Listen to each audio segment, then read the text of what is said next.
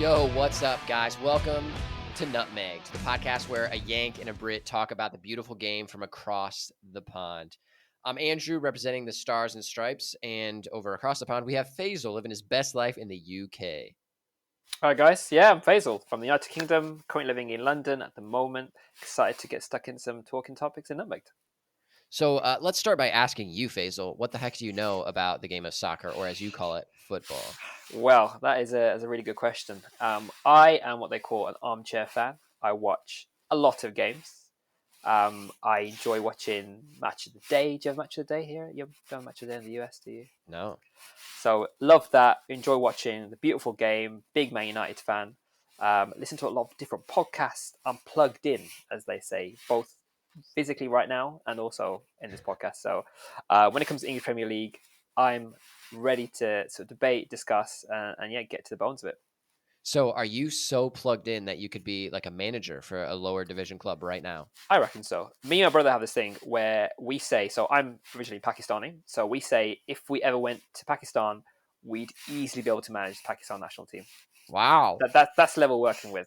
I mean, granted, it is that they aren't amazing, but still we're amazing, so we should be able to pull them into the World Cup. That's what we always dream of, bringing Pakistan to the World Cup. So Wow. shout out there. That would be pretty sick because I'm not going to lie, I didn't even know Pakistan had a national team. I would assume so, but I've never seen them play or talk about. Not many people do either. So yeah, you putting this on the map. That's what we want to try to do. Well, hopefully this podcast will just blow up and you'll get enough hype from that and they'll bring you in. Of course, man, of course. But tell me more about you. You've got a team at the moment, haven't you? Your own very. Speaking of managers, can't manage at the moment. But how are you doing? Yeah, man. So I have played soccer my entire life ever since I was a wee lad over here in Ohio in the USA, and ended up playing throughout high school and then into college. And after college, my brother and I were like, yo, there should be some type of team or way for people to continue their career instead of just going to like one of the top leagues in the USA. Because you miss out on so many players. And that's such a bummer to just end your career after college because there's no option. So we started Delaware Rising Football Club, which we actually call it football because we know the right way to say it. But started that, so we're running that. We're in our third season, which is a minor league soccer team here in Ohio. Loving that, and actually am a high school coach as well. So live and breathe the beautiful game. So you're the one with all the coaching credentials, and I'm the one with the TV and football credentials. That's how we're going to position this, I reckon. Perfect. Well, then, since we are here to talk about some soccer, let's start talking about some soccer. How about Everton and Liverpool? So the way that this will break down from a week-to-week basis, our game plan, just for all of you audience members that hopefully will be out there at some point, we're going to record an episode every 2 weeks. And we'll look back at some of the cool games out there, some of the big topics in the media, in the news, and break down everything here. So with that being said, we'll start by talking a little bit about the previous Everton-Liverpool game, which happened like a weekish ago. Yeah, indeed. So it was a big victory for the Merseyside derby here in the UK, in Liverpool specifically. Now this is a big game, both for both teams. Sean Dyche, Everton, big manager, come from Burnley. And it's considered a real sort of, and obviously Everton are currently in the sort of in the bottom three at the moment. So Sean Dyche is a great shout for this specifically. As well as that, Liverpool. I mean, as a Man United fan, I am saying this with a smile on my face, aren't doing particularly well. So that's something that it's a must. It was a must-win game for them. And on top of that, you've got Darwin Núñez and Gakpo, which are, you'd argue, huge players for Liverpool. And yeah, that's the setup at the moment. So how did it look, Andrew? Yeah, I thought it was exciting, and actually, like, a little spoiler alert for people that are listening to this episode but haven't seen the last game that Everton played. Everton actually won 1-0 over Leeds.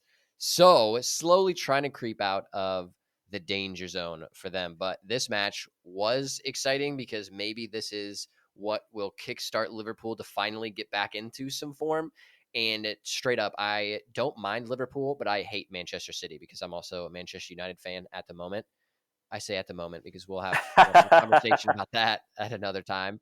But this game overall, like you said, Faisal, Nunez and Gakpo, I think they are going to be a scary pairing in the future. So both of them bagging a goal in that game. And Nunez, actually, he came out in an interview a couple weeks ago and said, yo, when I get to a new club, usually it takes me like a year to get my footing, but then you'll notice previously that I end up playing awesome in the second year and going forward. So it might be about time for Nunez to start picking up where he usually picks up pace and actually starts becoming that player that he thought would be when he signed for Liverpool. He's a big signing for them. Huge, great stats from Benfica in particular. So great player. Should have really hit the ground running as a striker that Liverpool need. You could argue that obviously they've got the front three and it wasn't working for them. Be able to bring in such a star striker like Nunez was going to be the game changer for them, but it hasn't panned out that way. And linking back into Cody Gakpo, it's an interesting one for me personally as a Manchester United fan. I was gutted, to say the least, when Ten Hag didn't get him. I remember seeing all this on Twitter, seeing him in a Man United top, all these edits, all these things ready to go. I'm watching all the Welcome to Manchester United things on YouTube. It's lining up. Cody Gakpo is set, and I'm thinking, here we go. This is what we need to take our game to another level. And then it genuinely was 24 hours, and it was at Liverpool. And it was admittedly frightening, but his form has calmed me down a little bit. And however, he did get his goal, which is good, obviously, from a football perspective for the Premier League in particular. Be able to get another player who's scoring, who is done excellently, especially at the World Cup as well in particular, and also being particularly well at his club as well. So for me, it was great to kind of see from a footballing perspective, Cody Gakpo getting on the score sheet for that as well. So yeah, and also, as you kind of said, Nunez as well. Really, really big players that are finally getting their goals, and sort of see how they can move forward from there. I do think that this is the pairing for the future. So we know like the past few years that Liverpool had their dominant top three with Salah, Mane, and Firmino. I think that these two are fitting in to that lineup to become the next front three for Liverpool that are going to be scary for like the next 5-6 years if they stick around and keep their form. And what do you think, Liverpool? Where do you think you're going to place? What's your prediction? What are they even right now? They're around probably About seventh place. Seventh, eighth, I think it was last time. So Yeah. they're in the middle of the table. I do think that they'll find some form eventually by the end of the season. So I'll say that they get sixth. Okay, nice. I mean, there's clubs above them like Fulham, Newcastle at the moment as well, who are struggling a little bit as well. I mean, they are top four. They are essentially a few points away from Manchester United in third place now, so it's it's a pretty big deal from Newcastle perspective to keep on top of their form. So I personally probably see them in fifth. I think that works just for them. I think they'll hit Europa League. I think they'll get into a great run of form. And also, as we speak right now, this very, very second, they are currently playing Real Madrid at the moment in Champions League. So you hit form at the right time, huge. Does wonders for you in the Champions League. They get a couple of goals here, and also if you look at it back in the Premier League, it's a great position to be in. So yeah, we'll hopefully see. Do you think that Liverpool will get past Real Madrid in the Champions League? Players come when it comes to Champions League, it just feels a little bit different. Now, if I was a player in the Champions League, my team isn't doing well, and you need to pull up my socks and get involved. I think Liverpool could really nick something here, whether it be a draw or like a 1-0 potentially. I don't think they'll completely demolish Real Madrid, but I think there is a potential of a draw here, or maybe nicking a point. That's that. I mean, I say a point, it is like a 2-leg, so they've still got a bit of time here. I don't think so. I think Real Madrid, for some reason, just shows the heck up in the Champions League, no matter what is happening in their actual regular season. And I think that will continue in this Champions League as well. So I don't think Liverpool will make it past. Nice. I mean, we'll see. We shall see. Speaking of European football, big week for Manchester United, a club very dear to both of our hearts. Big week in two ways. First day, it is the Europa League second leg. Now, this is huge in terms of getting to that semi-final, so quarter-final at the moment, you could argue that this is probably the hardest team in the Europa League they could probably get. So to get into that would be huge.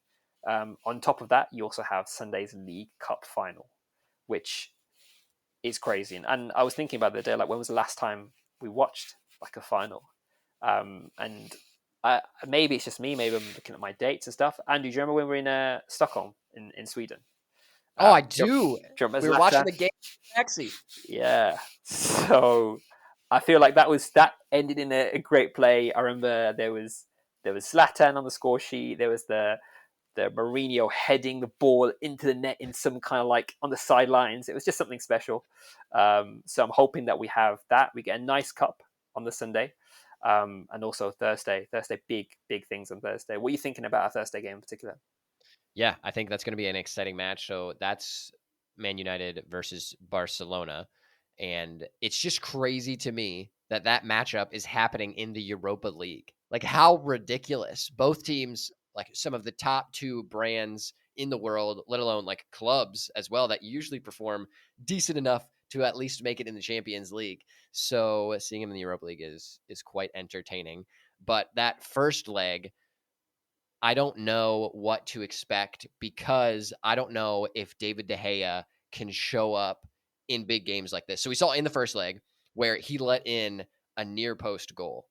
And usually as a keeper, you're instructed to at all cost protect the near post. You should not be getting scored on near post. And I don't know if his footing was off. So if you want to go back and like look at that goal and see that, but he is trying to dive toward his post, but it's almost like one of those dives where you kind of jump in the air just so you can get a little bit more leverage and not like a full out body dive. But he does this dive thing and the ball isn't smacked at him very hard. I don't know if it's a header or if it's like kind of off of a volleyed shot, but it's not coming at him with a lot of velocity. So it's something he could save. And he gets his hand kind of close to it, but doesn't make the save. And that's something that he should be saving, which on the other end, then Ter Stegen also lets one in near post. So who really knows what's happening? But I just don't know if we can rely on David De Gea to be the shot stopper that we need. So I'm not sure. I'm not sure what's going to happen, especially with Barcelona in good form as well. But Rashford is too. Who knows? Flip a coin. Exactly. I mean, you think obviously it might be a battle of the goalkeepers, but I also think it's a huge game for Marcus Rashford overall. Now his form blistering, the most goals at the moment in the top 5 leagues since January, like huge numbers. And I think for me personally, this is as much as it is his time. This is almost to if anyone thinks this is like a fluke or anyone feels like maybe it's just like he'll tail off at some point. I think this and the Sunday game are when Rashford is really going to come into his own here because if you're Barcelona, you're thinking about one player at the moment more than anything. It's probably just think about it. It's probably two players at this. It's probably Marcus Rashford specifically. Bruno Fernandes is another player that you see some of his assists on the weekend just gone, amazing. And also you bringing in possibly Jadon Sancho as well.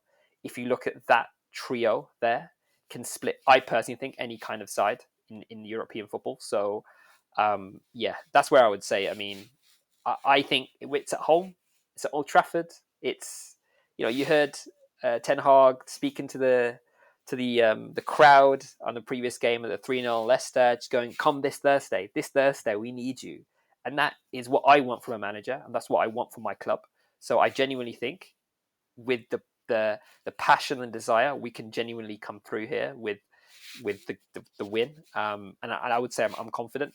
The way we're playing at the moment, I can definitely see it happening. I would agree that I think the exciting part of having Rashford in just ridiculous form, along with Bruno playing some pretty solid football, that will probably, along with Ten Hag trying to get the fans amped up. You do love to see that, but then also having it at home, I think that might be enough to have that coin flip just land in favor of Manchester United. Regardless, though, it's gonna be a good game, so I'm looking forward to watching that one. Talk to me about some more Champions League stuff. We have Bayern Munich versus PSG. I have a lot of American friends who are fans of PSG for some reason. Right. PSG's an interesting one because I think they're beyond a football team now, personally. I think they are a brand. They're a big, iconic. You think of some of the kits they've released. You think of some of the link-ups they've had with some incredible brands. I genuinely think now if I was going to be, I think they're probably the coolest team to support. They are consistently performing. Maybe not right now, but they are a club which is just seems elegant in everything they do. In their kits, they've got the Neymar, Mbappe, and let's not forget the goat. Okay, I'm saying it now. The GOAT Messi himself, who had an incredible 3-2 free kick winner the other day. It's crazy. And I think that's probably the reason why I think PSG are, I say, loved all around the world. But yeah, this Bayern Munich game is going to be interesting. It's going to be one for me personally to sort of see if Mbappe can actually. Well, I personally think should have started the previous game, and whether how he will come into his own in this game in particular, because he essentially needs to carry this PSG team. You've got Neymar out with an ankle injury, which is huge as well for the club, and that's specifically that tie. But if you've got Messi, then you know anything's possible. So let me give you some thoughts on this one. Personally, I'm not a huge fan of PSG just because I feel like they have a bunch of money being pumped into them, and that's ultimately why they're able to buy some of these stars. Which, I mean, hey, to each your own. If you got a bunch of money, you own a club, you want to do that, live your life. I'm just more of a fan of like the rags to riches story. Like you start from nothing and you slowly build up. Granted, being a Manchester United fan, we also used to have just a bunch of money pumped into it. And we may just be like another arm of the Qatari state soon. Who knows? We'll talk about that at some point. But the Bayern Munich PSG first leg, so Bayern Munich wins this game 1-0. You actually mentioned it that you think that Mbappe should have started. I also feel the same. There is a deep reason behind this, and I think that Mbappe should always be a part of that front three when you are playing Messi and Neymar. Because, as we all know, Messi specifically, he doesn't defend when he is up top and the other team has the ball, which is fine. That's part of Messi's game. He preserves his energy so that he can use that energy to score goals, do crazy stuff. Neymar also doesn't defend. So having both of those up top and not having Mbappe, someone who does apply pressure kind of around the top third of the pitch after you cross the midway line, I think that adds a different level. And not only does Messi and Neymar not defend, they also don't really get in behind. They're a bit older now. They don't have the pace that they used to. Mbappe, of course, is one of the paciest people on the planet. So having him on there does two big things. He defends, so that pushes more pressure onto Bayern Munich, but then also he gets in behind. So that allows for PSG to shove Bayern Munich's defense back a bit. Because if you watch this game, you saw that they were so compact and there was such a gap because Bayern Munich knew if Mbappe's not in, we don't have to worry about the pace of Messi and Neymar. So we can compact when we're on offense, and we're not going to be worried about a ball going over the top to someone to chase because no one will. So PSG, specifically when they were defending, PSG gave up the wings because the top two don't defend. So since Messi and Neymar don't do that, they have to play more compact on defense, which allowed tons of space for Bayern because they knew that that was going to be the structure PSG were going to play. So it just came down to a simple thing. If PSG will be able to break off Bayern's attacks or not. They were not for the most part. And the way that that one goal comes for Bayern Munich was down the wings. So one wing back crossing to the other wing back, and then a goal comes out of that. So I really think that having Mbappe up top starting in that game would have totally changed this, and I think would have put it in PSG's favor because Mbappe solves that top defending issue and that big gap that Bayern played. Now, for you, is Bayern going to be the favorite in the Champions League if they make it past PSG? So it's a good question. And like we said, we already have a big team like Real Madrid still in, right? If you think about Bayern Munich as a club, if you look at the German league right now, it is as tight as it's going to get. I think it's arguably probably the most exciting title race in all top five leagues. You've got Union Berlin. You've also got the Borussia Dortmund. It's tight up there, and you could argue that normally Bayern Munich walks these leagues, right? So I think there's a lot to be said about their form at the moment. Do they go all the way? Personally, I don't think so. I think it relies a lot on your form at club level as well as Champions League level, and I just don't see them both matching up for this for the duration of the actual tournament in particular. I think there's too many bigger teams still in there. And if you argue, obviously Dortmund is still in there as well. You've got like Real Madrid still in there as well. Like there are big teams that I think can take down Bayern Munich. So I would argue maybe not. Do they get past PSG? Probably, I would say. I'm fairly confident. But like you said, I mean, there's probably a coaching masterclass in there somewhere from yourself. But I think it's bang on. I think Mbappe's got to start, and if you bring in those sorts of players, you've got a missing Neymar obviously through injury. It's a huge opportunity here for them to really kind of take hold of this game. So yeah, we'll see. But my prediction: Bayern don't probably go all the way and win it, but they probably win when they play PSG in the second leg. I think this week. So my prediction for the second leg of that game is that as long as PSG has Mbappe in and understands what happened in that first leg, I think they will end up advancing over Bayern. Now, there are two caveats to this. I think the first one is that PSG is weirdly they're built for Ligue 1. So the way that their roster is structured in a way that they just bring in a bunch of stars that it's easy for them to always be at the top of Ligue 1, which in the past couple years, not necessarily the case. But I think this team is structured for that, which is so confusing because you should structure your team to try to win the Champions League. Like that's what PSG is about. That's what they want to do. So why not try to structure your team for the Champions League? And then a team that is structured for the Champions League will most likely be able to be at the top of Ligue 1 as well. That's just my thought on how they build the team, which is very interesting to me because I don't think it's fully structured the right way. With that, the game, the second leg, Mbappe is the key, but then I think having Neymar out is actually good. Did you see after this game that Neymar went out to like a poker tournament and got some McDonald's as well? And then Mbappe, I don't know if that was before, but after I think the post-match interview, he said, "Yo, we got to make sure that our team is rested and they're focused so that they can play in the second match, and if they do, we'll win." So I think that's Mbappe calling out Neymar there. So I don't know what that looks like. The relationship hasn't always been the best, but I do think that actually having Neymar out will be beneficial, and of course, it will force Mbappe to play. So I do think that will actually help them in the long run. I totally agree. I think it's going to be an interesting one, but like I said, I think Bayern have got it in them to really take this game. But it's going to be an interesting game. I think personally, it'll be one of my favourite ties of this round, just because it is all in. As you kind of said, it feels like PSG. They really just want to win Champions League. It feels like they've just got a trophy cabinet. They've got pretty much everything else. They've got countless of league medals, and they're like, we need to just do that. Very, very similar to Man City in the way in which there is a vibe that Man City, if they don't get the Champions League, even if they win the league, even if they do whatever, how many cups, is still a failure of a season. And I think that's really interesting for more than anything, the hierarchy, the club hierarchy, that it almost breeds within its players that it's Champions League or nothing. And that can be really, really difficult personally from a player's perspective to almost feel like I personally can cripple a player. Like if you're going into thinking this is it, you can play with freedom in any other game. League Cup, you've got Pep Guardiola talking about, yeah, we were out, I don't really care about the league, etc.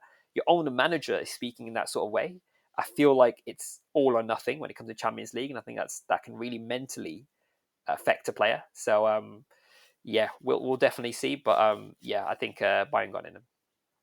Yeah. All right. We shall see. That leg will be an exciting one to watch. There's like a lot of great matchups in the Champions League this year.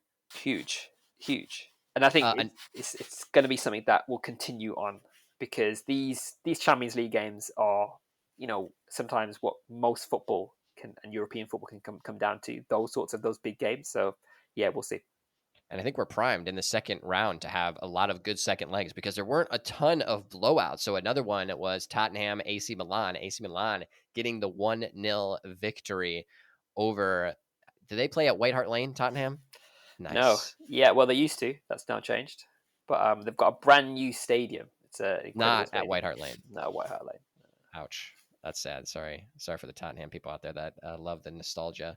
But a quick few notes on this game as well. I'm always a fan of calling out keepers when they do something super cool because, of course, the strikers get all of the fame for scoring the goals, but there are some sweet saves out there as well. And one almost happened in this game. So there was almost this crazy double save from Forrester, Tottenham's backup keeper. And I guess like some people make fun of me when I say Tottenham. I think I have to blur it together to make it faster to actually sound like Tottenham. Tottenham. It's pronounced Tottenham. Tottenham. Yeah, there we go. There we go. Tottenham. Nice. Beautiful. Like But like a little Victorian boy there. Nice work. There we go. Tottenham. Beautiful. I feel like, yeah, I have to like dress up to be able to say their name appropriately.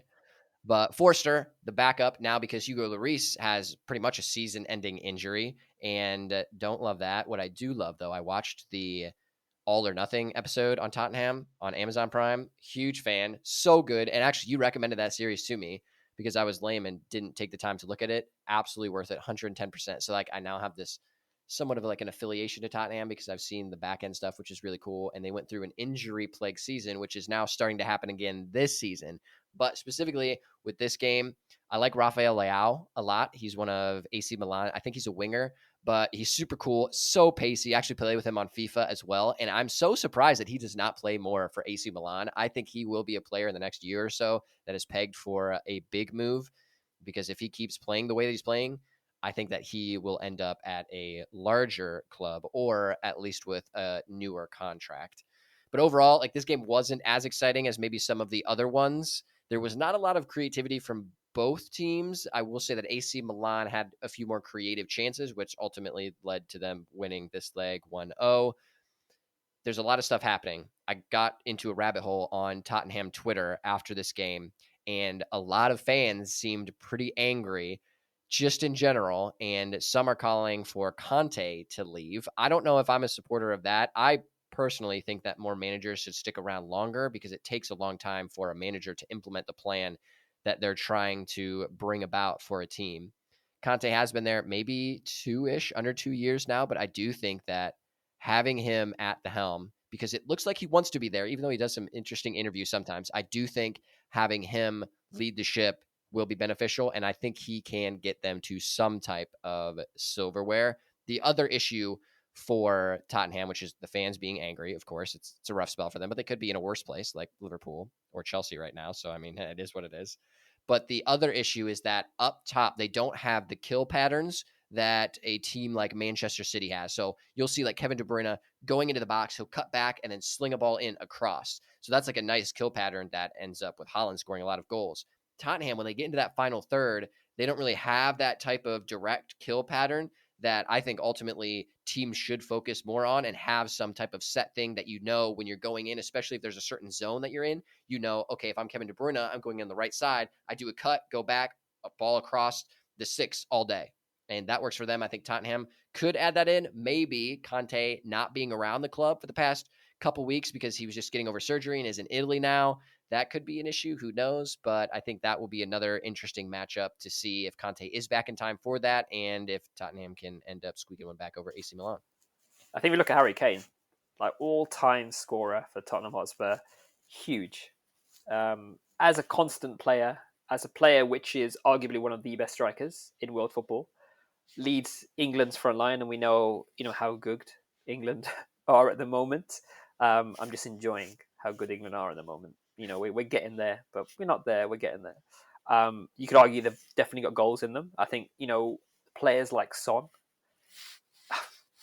Personally, I think he is one of the Premier League's best players. He's just so cool. So cool. Like, if you see some of the goals, I think there's got to be some highlights real. Like, he is genuinely an incredible player, and he just genuinely plays with a smile on his face, which you don't really have from perhaps other players. He generally feels like he enjoys his football at the moment, and I think maybe there's a bit of issue between him and Conte at the moment because he's not starting as much, and I think that's probably affecting him personally. But scoring on the weekend, and I still think when these two combine, there's a lot of damage they can do when they're flowing. I remember when very early stages, I think on the previous season, where it was just, I remember seeing one where Son scored like 3 or 4 and like Kane scored 3 or 2. It was like a 6-0. It was just a crazy game, and both of them fluid football.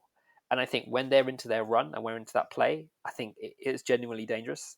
As you say, Rafael Leao, amazing player. And I think AC Milan got to shout out obviously Fikayo Tomori as well from Chelsea's academy player, doing an excellent job at AC Milan centre back. So I think these players will definitely come through, but it really, I personally think it hinges on this at the moment, with this air of will he won't he with Conte at the moment. I think that's really affecting the club.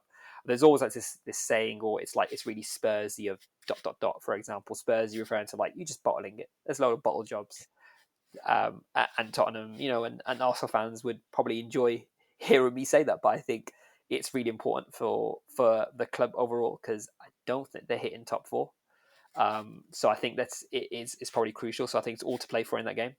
But yeah, key players will probably stand out. But I think personally, it, it could potentially go towards Spurs. If I'm going to be honest, like when these players come into play, when it's the flow is going, yeah, they did have a 2-0 West Ham recently, so I think maybe they'll give you some sort of confidence to kind of continue on. So I'll probably go for a Spurs win on this one. But what is a bottle job? That's a phrase we don't use to It's an much over here in interesting. the A US. bottle job is like when you're nearly there and then you just bottle it. I think they've got to a point where they're nearly top four, Okay. or they're running out of form, and it just dips. They just cannot hang onto either the top four or a really good run, or similar to a cup, for example, that gets they're into a final in ages, but be able to get to level and just not be able to go all the way. A prime example, Champions League, the final. Right. Yeah, it's a difficult game. That game is incredible, by the way. If anyone hasn't, that Ajax against Spurs game, yeah, Lucas Moura, great game. If you haven't seen check out the highlights of that game. Incredible. So I'm thinking bottle job is like a synonym for choke. It's like they choke in big Basically, moments. yeah. Nice. All right, that's good. I'll have to add that to my American soccer lexicon now. We have another Champions League game. They just keep coming at us. Chelsea versus Dortmund. Talk to me about that for a little bit. I mean, it's an interesting one. Chelsea, I mean, where do we begin? As a club at the moment, they are. Part of me feels kind of sorry. So it's a really difficult one, because I feel they bring in with the World Cup's best kind of young player with Enzo Fernandez. If you're looking at the site of João Felix, incredible player, right? Has a bit of a bust up with Diego Simeone at Atletico Madrid. Basically available kind of on a free, comes through, should be scoring left, right, and centre. You're looking at Raheem Sterling, what he's done at City. Maybe he's not his usual, but he should be in those positions and getting those goals. And you've got, for me, arguably Chelsea's best player, Reece James. I think he's out at the moment, which is kind of crucial as well for the team in general. And then you put all these players with a manager like Graham Potter. I think it's tough. As a Chelsea fan, it's tough. And that Dortmund game just proved it, personally. I think it's, again, a prime example of they're just there. They're nearly there, but they're just not performing. They're not gelling as a team. The fluidity wasn't there at all. You've got players not tracking back. You're looking at players. There's question marks all over the pitch. The body language in that Chelsea game, not great at all. And you've got Dortmund, who are aiming for the title, up there with Bayern Munich. It's just insane. And you're looking at, for example, 21-year-old Adeyemi from Nigeria, which is Nigeria background originally. I think he's trying to go for, he might be getting German citizenship, and I think it's incredible, like what he's done at his age and what he's doing at the moment for Dortmund in particular. Great player, really fast. And if you see that goal as well, the composure of the young man at that age, where they put the ball in the back of the net, amazing. So for me, it is sadly to say that I think this is Chelsea's time. I think this is it. I think Graham Potter, potential question mark, but I think in the Champions League, I don't think they come back this week at all. But what do you think about Graham Potter? Is he going to last? I actually think that Graham Potter's an interesting boy, because I think on the manager spectrum there are four, and you can kind of go in any direction. So, for example, Eric Ten Hag, Antonio Conte, and Graham Potter. So they all have different styles.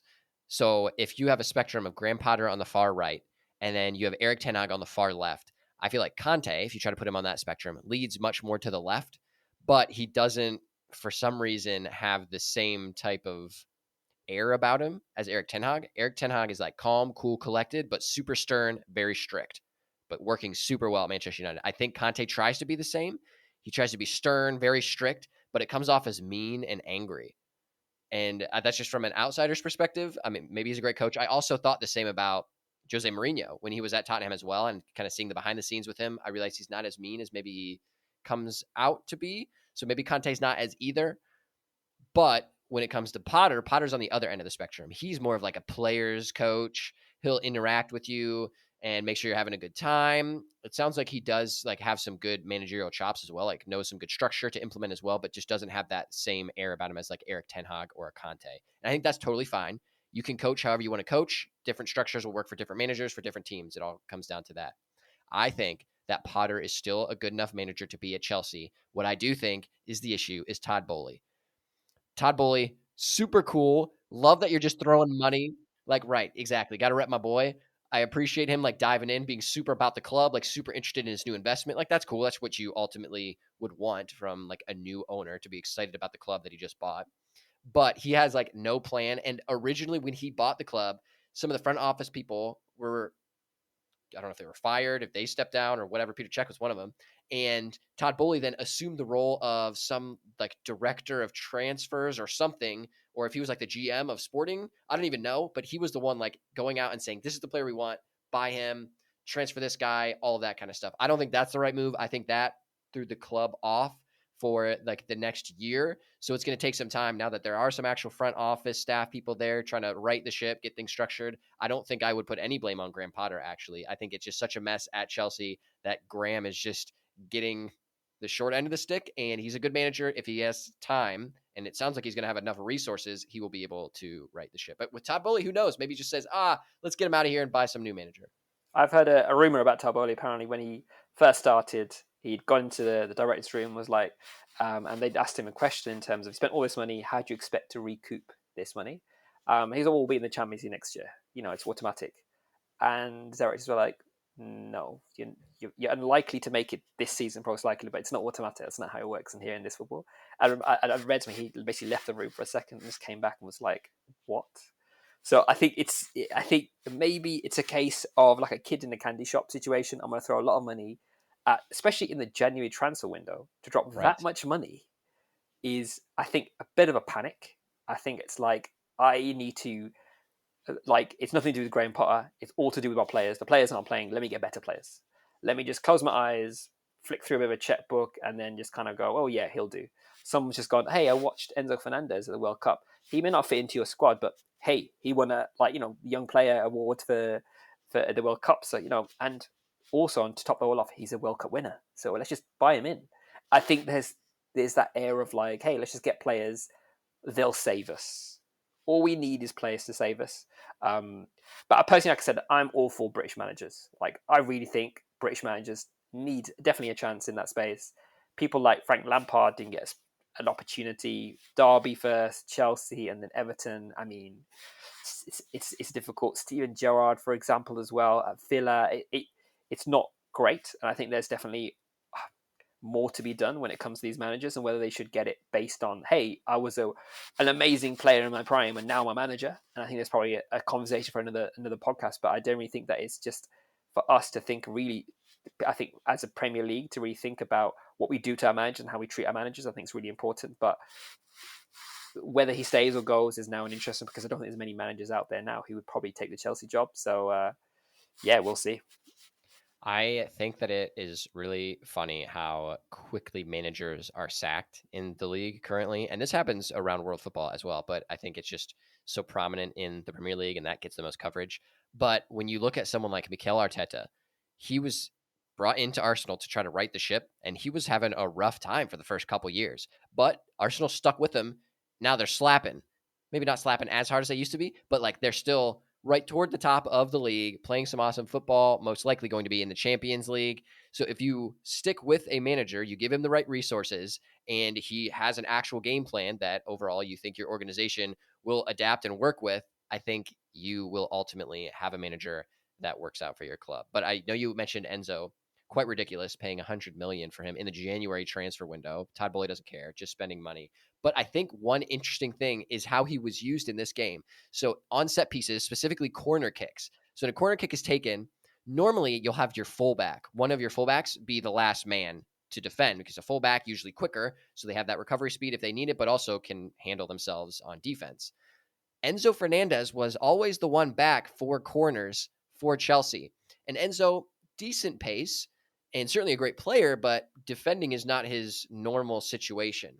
So I don't know why he was the last man back. And ultimately, that was Dortmund's goal as well. Adeyemi breaking through, gets past Enzo and scores the goal. So I think that maybe would have been different if you have someone like a Reece James, like one of your fullbacks, or Ben Chilwell, playing back for that corner to prevent that from happening. I think it would have been prevented. Maybe the scoreline ends up differently. So I think that was an interesting thing for Enzo to be there. I'm sure they didn't pay 100 mil to put him and have him sit back on corners. He should be one of their playmakers in the midfield. Hopefully he does end up finding his form, especially for that price tag.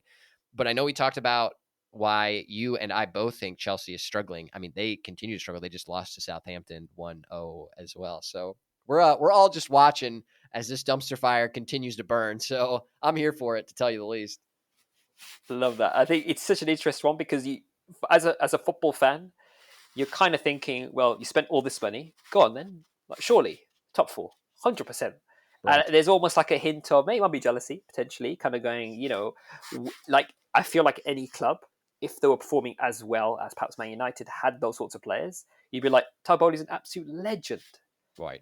How much money is he playing in the club? And we're absolutely killing it. Amazing. But because now it's swapped, and now it's like, hey, he's put money in, and no one's really performing. So, I mean, yeah, it's crazy. I mean, speaking of performing, we have, I mean, this title race at the moment for the Premier League, this Man City Arsenal situation we have going, and I'm just going to throw in maybe question mark Man United. Let's just put it in there.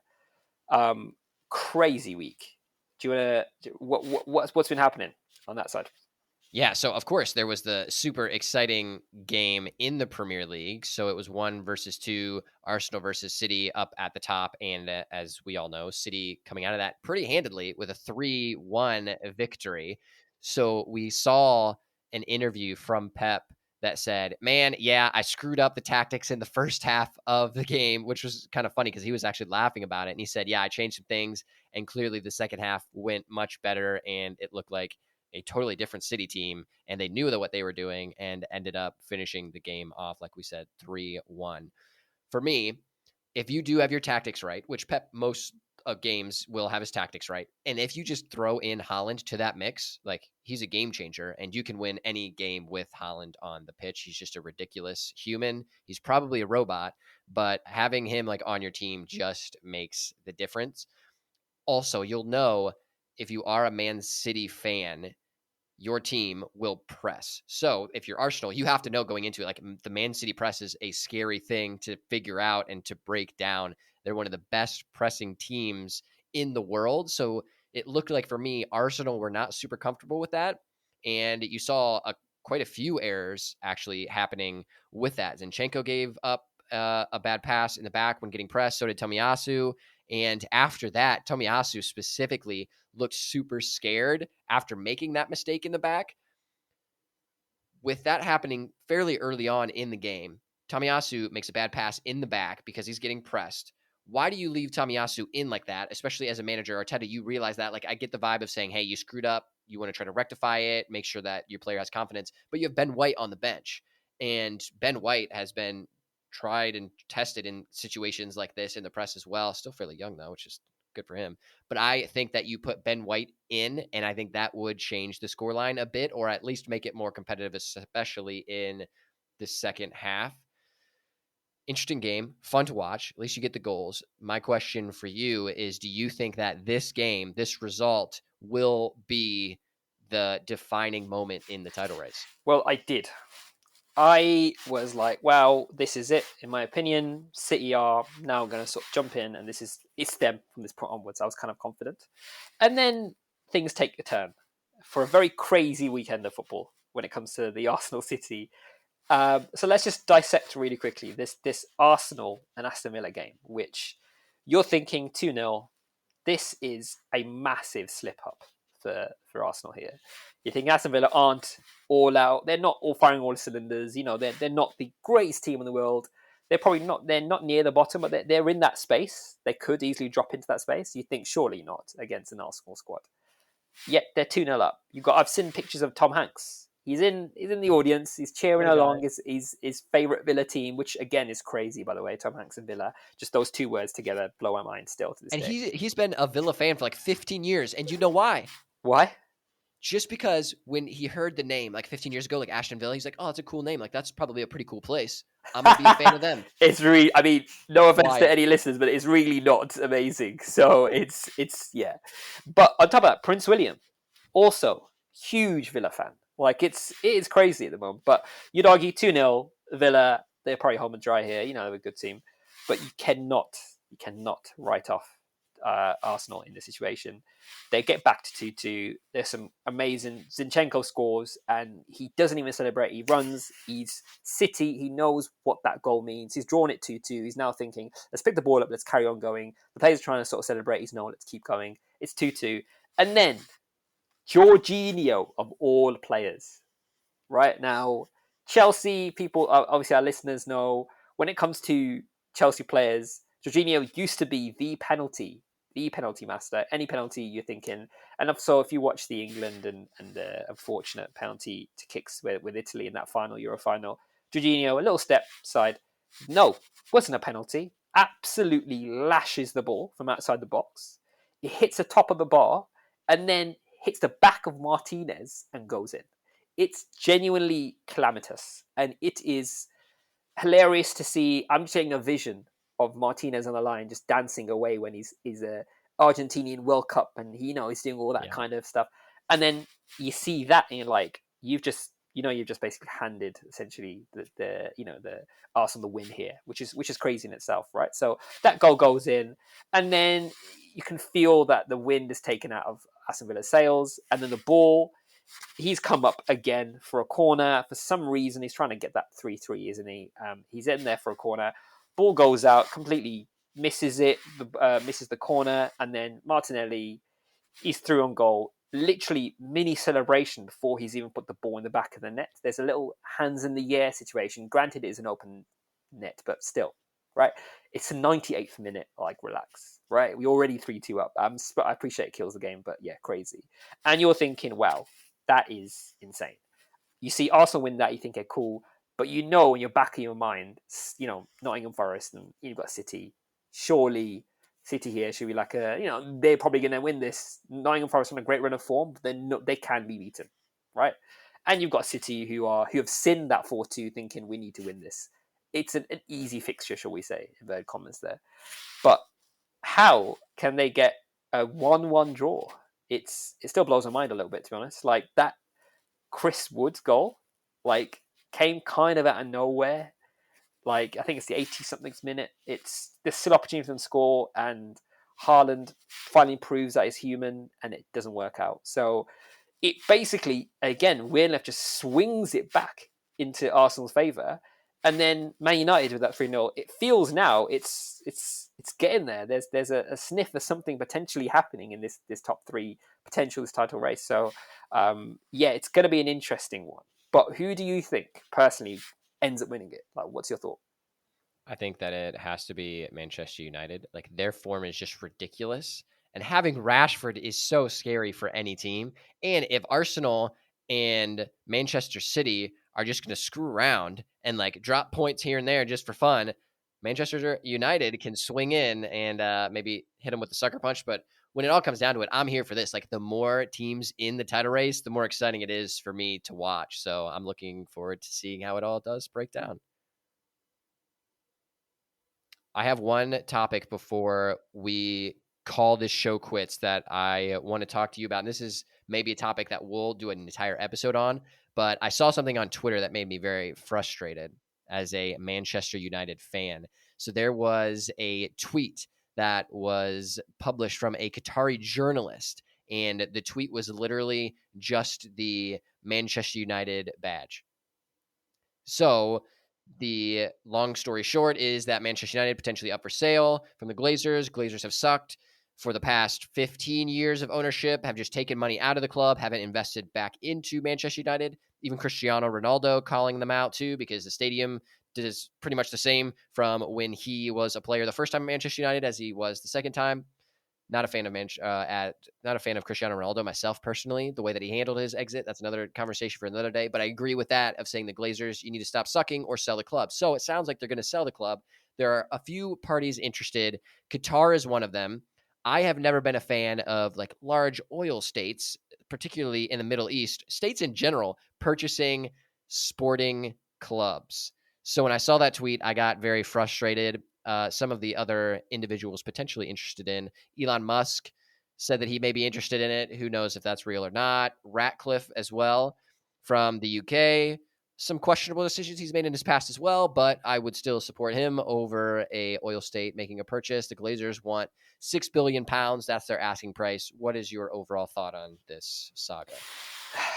It's a tough one because any Man United fan straight away thinks to their heart, Ratcliffe has got to do this right now. I was looking into this in terms of numbers as well. And I think Ratcliffe wants 69% of the club in general, which Wait. I think how much? How much do you want? 69%. 69. He specifically said, "I want 69%." Yeah. What a guy! Now you've got the Qataris who are currently 100%, and the situation I've kind of got, and I totally agree. I think obviously as an oil state, but you're hearing some of the things coming out like from them where in terms of they want to bring it back to its former glory. Now, for me, when I think of the Qataris and excluding both parties, as in just as like money wise, for me, I feel personally the Qataris have probably got more open hands when it comes to money, right? For sure. And if I'm thinking if we hit a comfortable, maybe a top 2, top 3, we're gonna need that money in summer. We're gonna have to back Ten Hag, and we're gonna need to loosen the chains a little bit. And with 100% and also Qatari money, specifically in terms of the backing, it could be kind of transformational for the actual stadium, for the training ground, for the club in general. So I'm looking from a monetary perspective. I think the Qataris probably have got it from that side. They've also claimed that there's no interaction between them and the Qatari state, and it's separately. It's like a separate company altogether in itself. Also, that there's potential issue between them and PSG, and technically he also owns PSG, and where there's going to be an issue there, and he's said no, not at all. So they put big crosses on the fact that it's not Qatari. They put a cross on the fact that there's no issues within PSG, and there's like no clash of interest there as well. So you would argue the money's probably going to come through. However, if you as a Manchester United fan know Manchester United and know how Jim Ratcliffe is huge and loves Manchester United as a club, I think that's probably where you want to go. If you're looking at 69%, I mean, I wouldn't know the ins and outs of it, but what does that leave the other percentage? Who does that? Will that mean sometimes his hands are tied? I also would flag that it's not all Ratcliffe's money. I feel like what I'm hearing is there's potential, like a consortium potentially hoping to bid for this as well. But to top line it as well, I've read a tweet where they're saying they're not going to run the club for profit, which is an interesting one in the day and age of football specifically and how commercial it's become. I feel like I personally would call it like pandering to the fans here. But there's loads of tweets at the moment, and everyone's very pro Ratcliffe. I saw a poll recently of fans outside the UK, and everyone's very pro Ratcliffe. So we shall see, is what I would kind of say. But that's my two arguments from my side. What are you thinking? I hate it. I think that they are just saying the things that they think are right to try to convince everyone that, hey, yeah, let us purchase it. We're going to be the best owners. We're going to pump in a bunch of money. It's totally separate from the Qatari state, even though it's not really. Also, yeah, we own PSG. It's not a big deal. We don't have to have that. We could just create a separate entity. Doesn't matter. All of it is just garbage. I hate it. I don't think any large state should be able to purchase a sporting club. That should have been a rule, but it's too late now. We've already gone down the rabbit hole, so that'll never be a thing. I am not a fan of it. I would rather have Manchester United be a mid-table team for a few years to invest in the stuff that they need to invest in, the infrastructure that they have, the team, their youth academy. I would rather take the time to suffer and struggle for a few years than selling off to big money and just becoming another Manchester City. Then it just comes down to Manchester City versus Manchester United. Who could spend the most money? Blah. That is not exciting to me. I think maybe because I'm a Cleveland Browns fan, I know what it's like to be a fan of like a really sucky team for a while. So I would much rather have it be owned, especially by someone locally like Ratcliffe, who was a Manchester United fan when he was a kid. Like, that's just much more wholesome and more real to me than some fake simulation where countries can buy clubs and do whatever they want. I think I've seen some. We don't have time on this podcast, but we would love to deep dive into specifically Man City and in terms of how they're currently running their club, where basically the organization they've set up in New York, the link and the connections, the accounts in terms of that. But also, we've got to discuss at some point this whole potential point docking situation, breaking of laws situation. It's a really interesting story, but definitely a tap into that sometime. Yes, we should have that conversation. And I do think that Manchester City are doing a lot of cool things, like having that sister club in like New York. Pretty cool. It's a good idea. Develop players, develop coaches that way. Awesome stuff. But yeah, that's a conversation we can have another day. Before we sign off, I want us to do one thing, and I think we should do this every episode, which is the nutmeg of the week. So, what the nutmeg of the week will look like is we find one stupid thing that happened around the world of football and we just let everybody know about it. Whether that's like a manager falling down on the pitch, it's funny, or if it's like Robertson laughing in the face of Pickford, just something kind of dumb. And we just have a quick conversation about it. For me, the nutmeg of the week, I just found this out. So, the lowest rated team in FIFA is a team in the League of Ireland First Division. It's Longford Town Football Club. They're the lowest rated team in FIFA, but that's not the nutmeg. The nutmeg of this is that FIFA came to them and said, "Yo, we want you to be in FIFA. We're going to have some of your clubs in there from the league, but we need you to rate your own players." So like, "Okay, cool. We'll do that." So they ended up rating the team themselves and made themselves the worst team in FIFA. I think that's certainly a nutmeg when you end up ranking them yourself and you make yourself the worst team in FIFA. I'm here for it. That's very entertaining, but it's fun to watch. They have a cool facility. Actually, I watched a video on them. So hopefully they can continue to play and maybe get their player ratings up a little bit for next season. I love that. I think mine is going to be the Premier League related. It's something that it's hilarious, but it just shows the wholesomeness of like football, of like how we are as an English Premier League. How it is between Leeds and Everton, and there's a shot of the Leeds bus turning up, all the players getting out. I think Luke Ayling's the captain, and he's got like a steward there. They're trying to get into to basically come in to the Everton to the ground, Goodison Park, and the door's not opening. So I think there's a clip of Ayling kind of getting, and security guards, stewards also trying to open the door, and the more players come off the coach, and they're still you come back still just trying to open the door, not opening the door. And I'm thinking it's the beauty of the game, but also as a club, it's just you've got to open the doors for the away team, shortly, right? But it also brings it back to at the end of the day, it is football will always be football. It is at the end of the day, 22 players out there on the pitch, grass and a ball, irrespective of whether it's in the park, whether it is anywhere else, where it's jumpers, goalposts, wherever it is still football. And yeah, I just love that. So I think that'll go down as my nutmeg of the week. No, that's good because it like shows the game is human. Like it's these fancy players that play across the world, the highest level, but like stupid stuff still happens. Like you get locked out of the stadium as the away team. Like that's like lower league stuff, but like it's all part of it. That's just The fun. It's all beauty part of of the the game. game. The beauty of the game. That's right. Makes it real for all of us. All right, dude. Thanks for joining me, fam. We are out of here, and thank you all for joining Faisal and myself on this first ever episode of Nutmegged. We will see you in 2 weeks. Hopefully, you're able to get on a pitch somewhere and play yourself. Just don't get nutmegged. Peace. See you later, guys.